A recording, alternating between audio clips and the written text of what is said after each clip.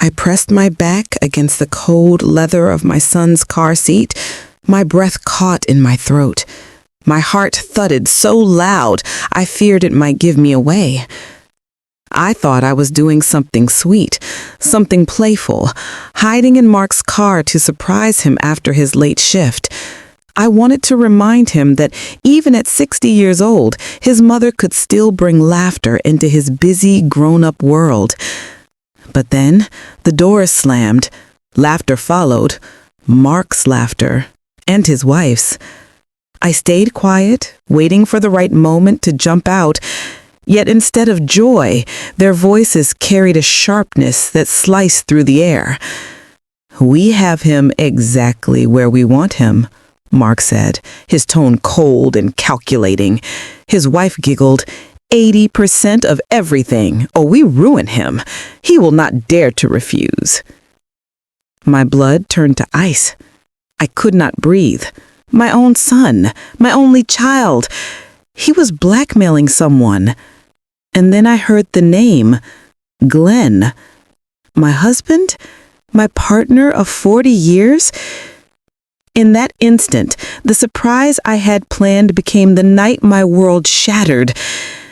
And I promise you, this was only the beginning of secrets that would twist and tear everything I thought I knew about my family. Before I take you deeper into this story, let me pause for a moment. To everyone watching, thank you for being here.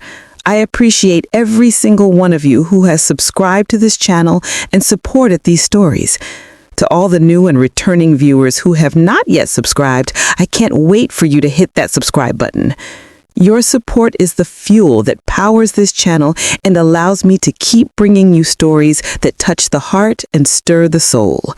Please also remember to share your thoughts in the comments because I love hearing your perspective.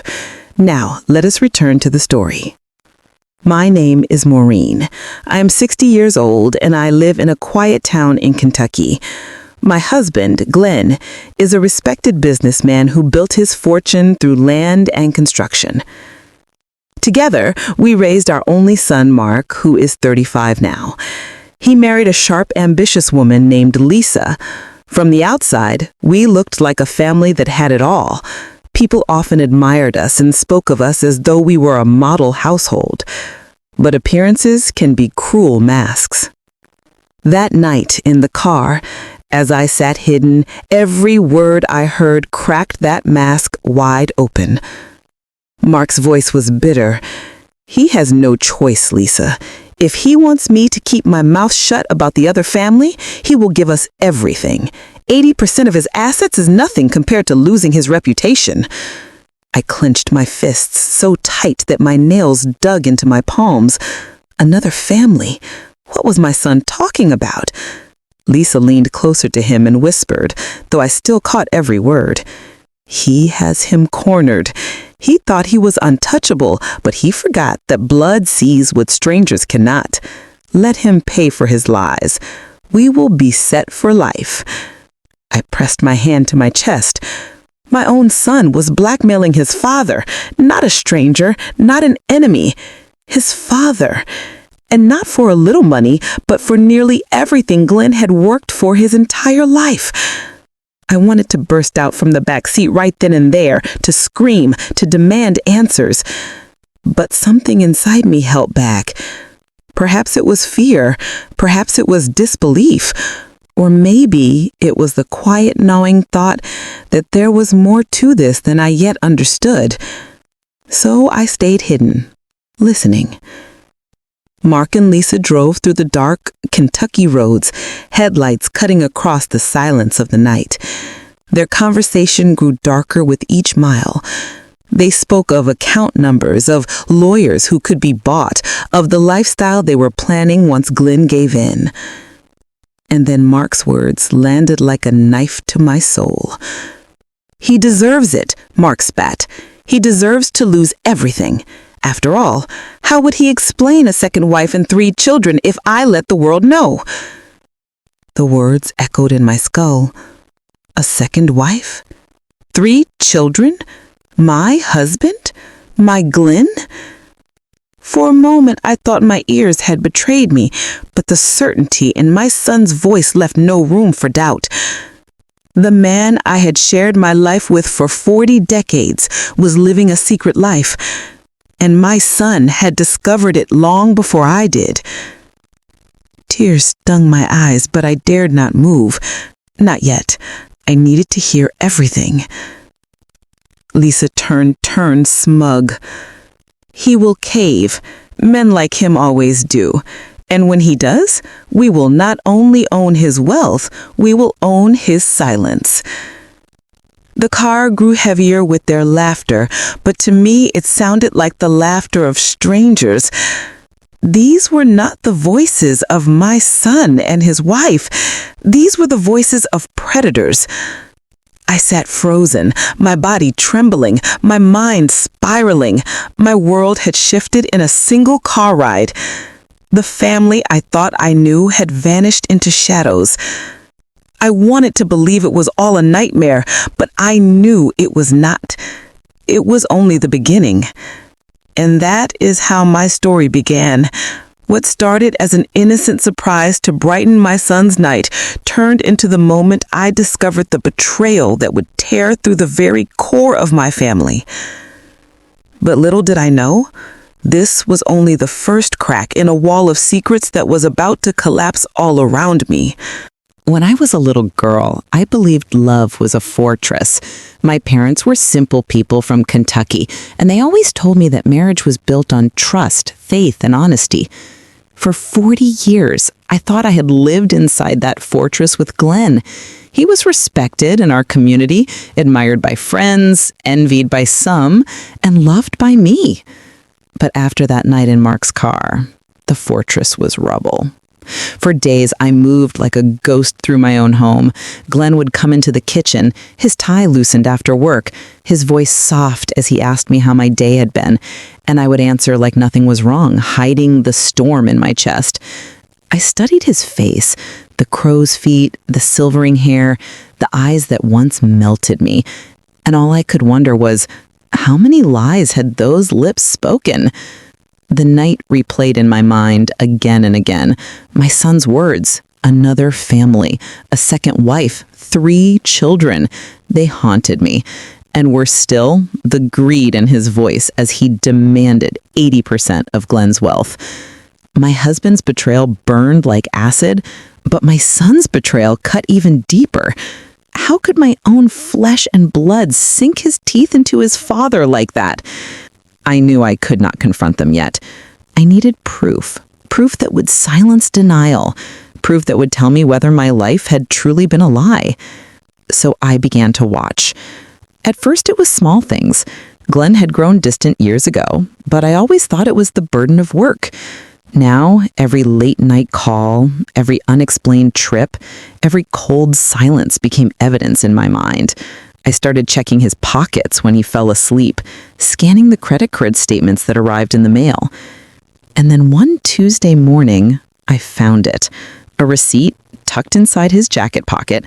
It was for a boutique hotel 3 towns away, 2 nights, a king-size suite, paid in cash.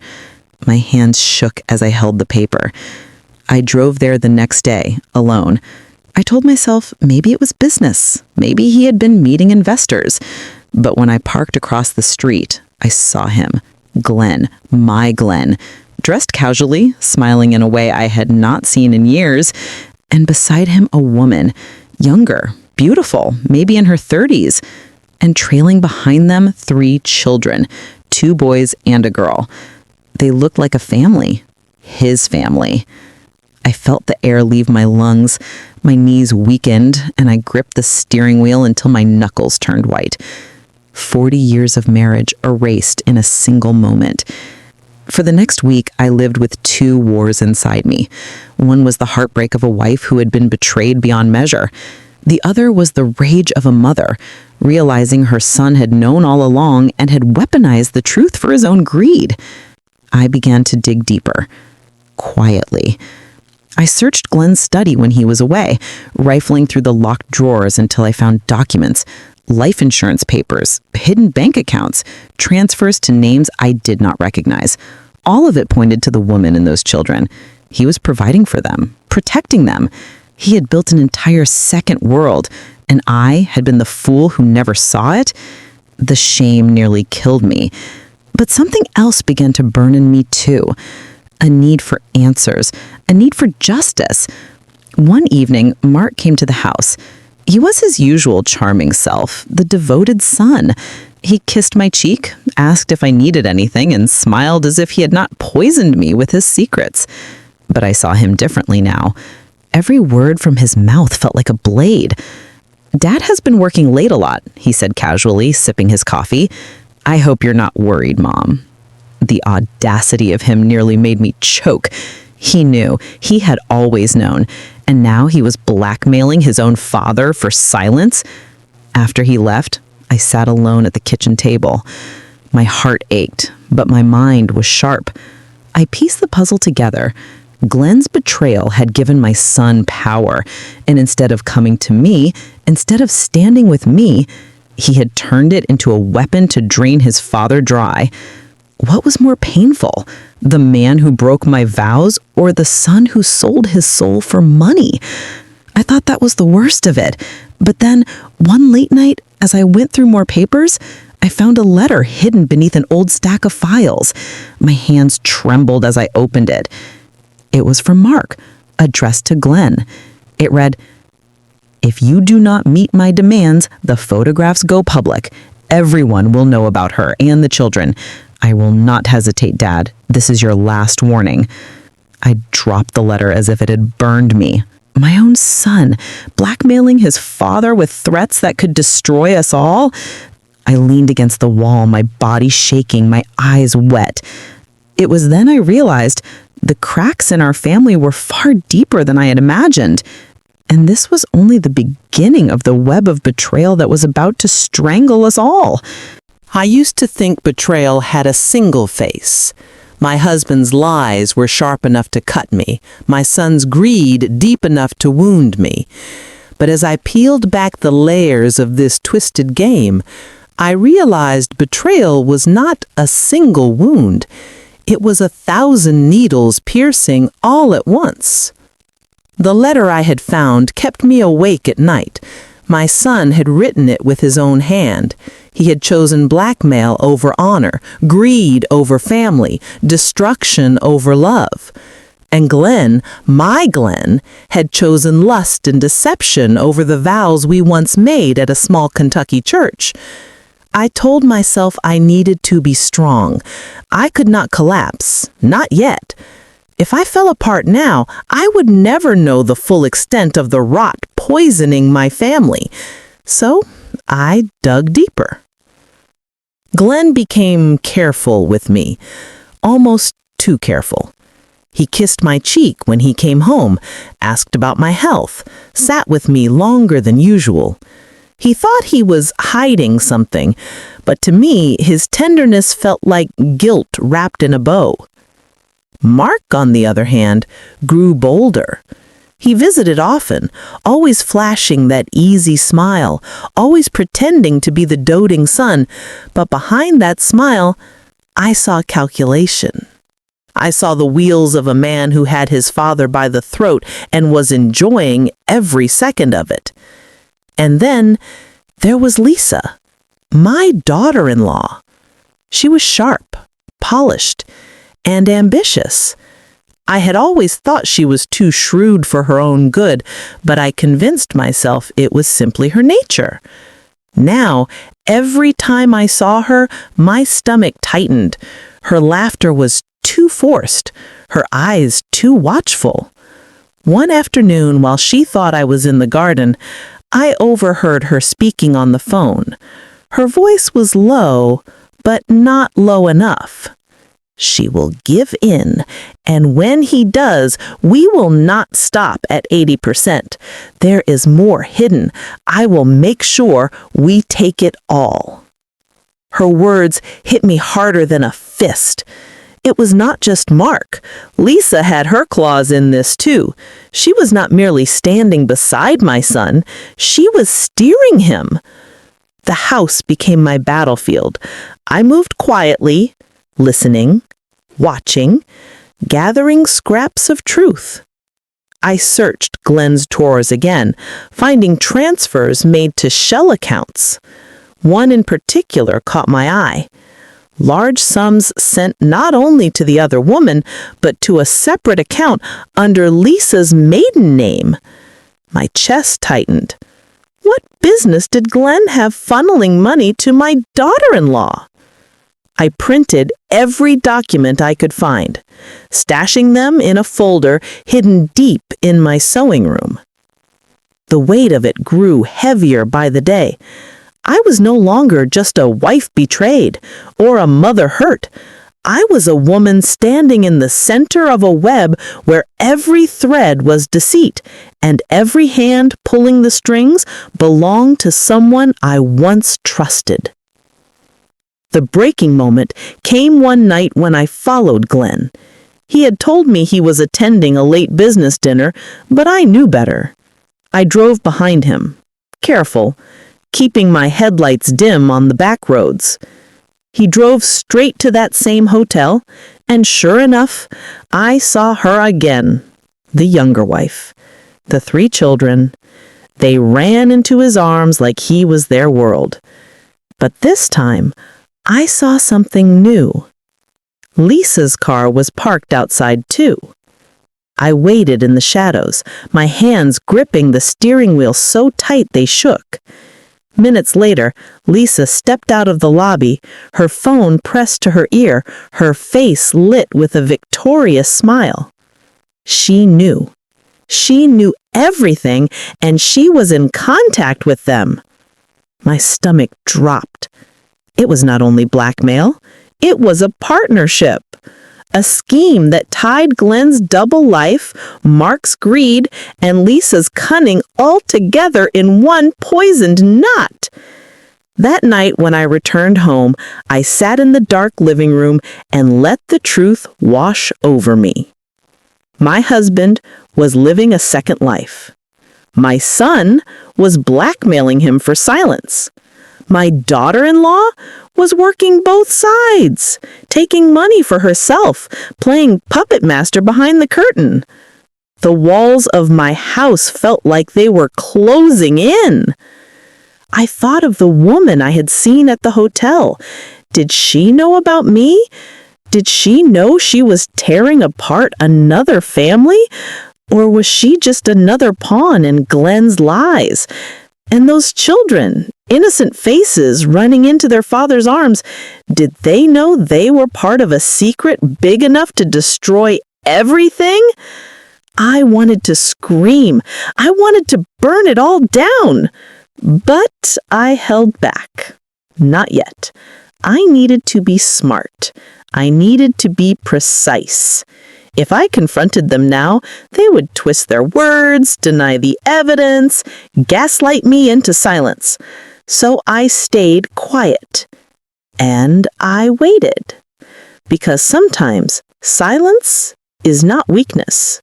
Sometimes silence is the sharpest blade. I will never forget that night, sitting in the dark, whispering to myself, "Maureen, you are not broken. You are preparing for war."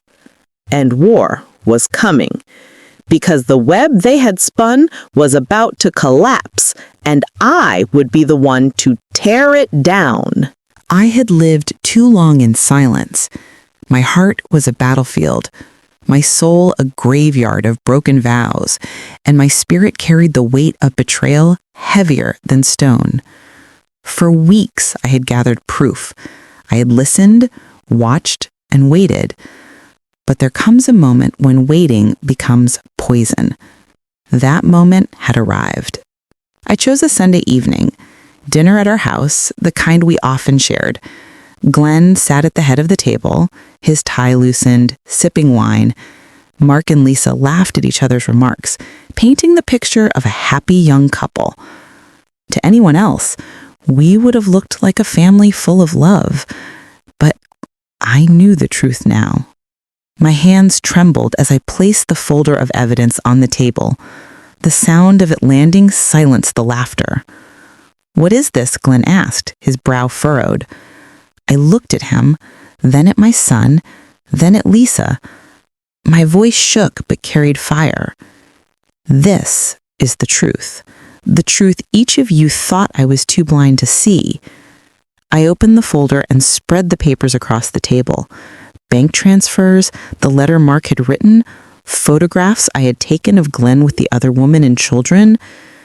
The silence grew so thick I could hear the clock ticking in the hallway. Glenn's face drained of color. Mark shifted in his seat. Lisa's smile faltered, but her eyes stayed cold. I know about the second wife, Glenn, I said, tears rising, but my voice steady. I know about the 3 children. I know about the hotel. I know about every dollar you've hidden from me. Glenn opened his mouth, but I raised my hand. Do not speak. I am not finished. Then I turned to Mark, my son, my own flesh.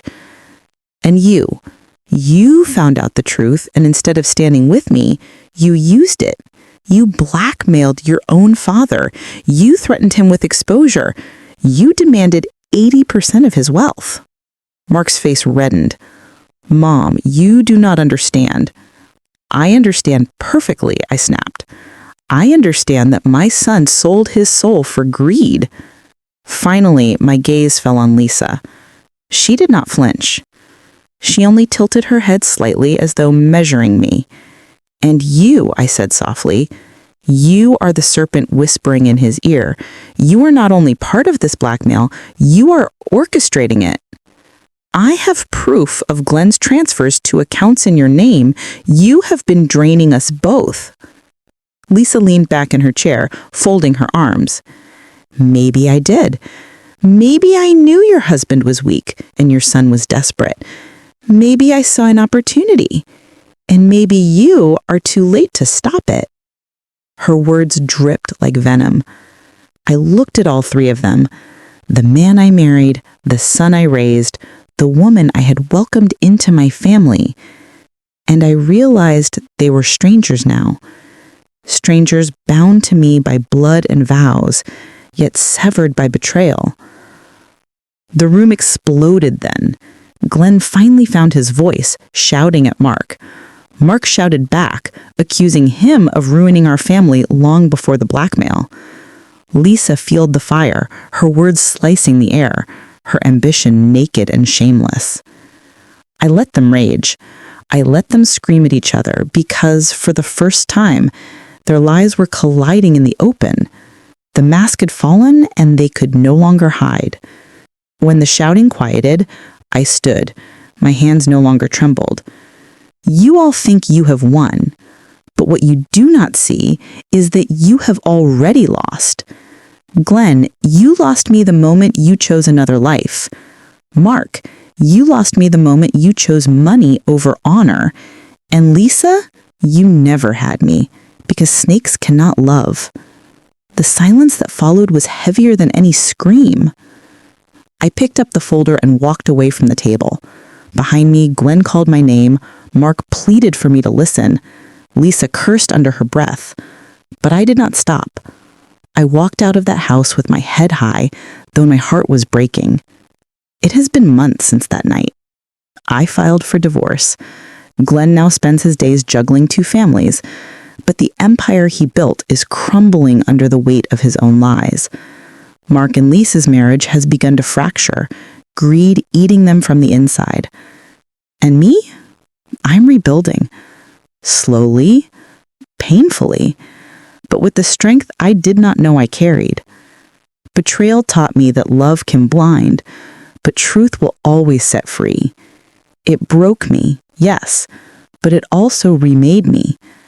I often think of the children I saw Glenn running into his arms. They are innocent. They did not choose this. And though my heart still aches, I pray for them. I pray that they never grow to betray or be betrayed the way their father, their half-brother, and their mother did. So here I stand, scarred but standing. And if there is one lesson I can leave with you, it is this. Secrets may hide in the dark, but they always find their way into the light. And when they do, You must be strong enough to face them, even if it means losing everything you thought you had. Thank you so much for listening to my story. I would love to hear your thoughts.